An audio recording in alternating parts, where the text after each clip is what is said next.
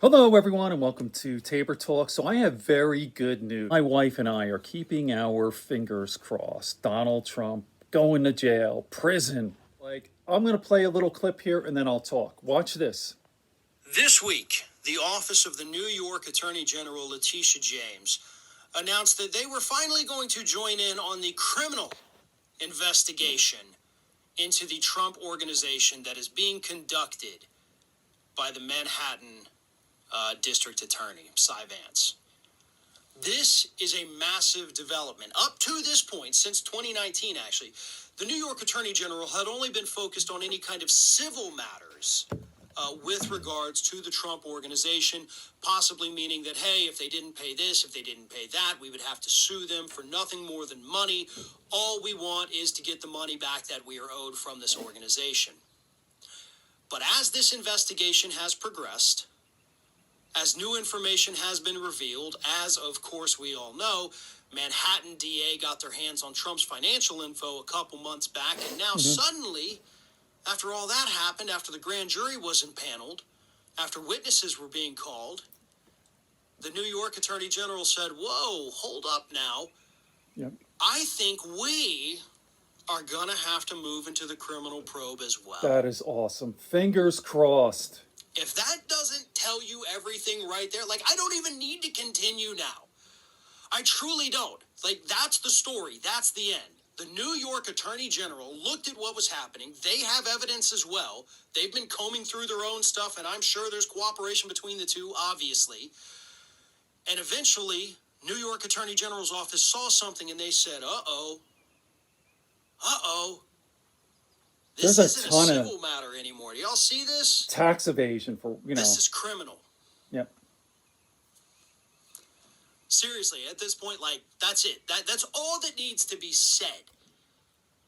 They found evidence, or they found a thread that they believe will lead to evidence of criminal behavior on behalf of the Trump organization. I've been saying this forever. And by the way, that's not just my lone analysis of this. This is actually what former prosecutors are telling us right now. Because this move by the New York Attorney General this week was massive. Yep. They're no longer looking at, hey, we just want our money back. They're looking at, not only do we want our money back, but there's a good chance that somebody somewhere within this organization is going to jail. Other prosecutors are warning that, in fact, actually Trump's biographer is warning that this new move by the New York AG, could end up roping in Donald Trump's children as well. All right. Opening them up for potential criminal charges because, after all, Trump's kids run the business and have been running the business for the entirety of Donald Trump's administration. And before that, when he was running the business, that son-in-law, Jared, he's underneath him every piece step of garbage. of the way. Criminal. So if there were any kind of decisions that were shady, that were under the table, any kind of criminal dealings, these kids, Trump's kids, likely would have also been involved in it. Eric, Don Jr., and Ivanka. Of course, could be the CFO. We've heard a lot about the CFO recently. So could all just be on that guy, Weisselberg. But I don't know. I would think if it was Weisselberg or any lesser person at the Trump organization whose last name wasn't plastered on the building, I imagine the New York AG would be like, you know what? You can probably handle this, Cy. We don't need to worry about it. You've got the criminal. We're going to focus on the civil. But if you're coming after a former president or the children of a former president, you're probably going to need the heavy artillery in order to do that. I'll tell you, there's about a minute left. I'll put this in the comment sections. It's Farron Cousins from the Ring of Fire. He's awesome. I love him. So it's so weird. I've never felt this way about another person, especially someone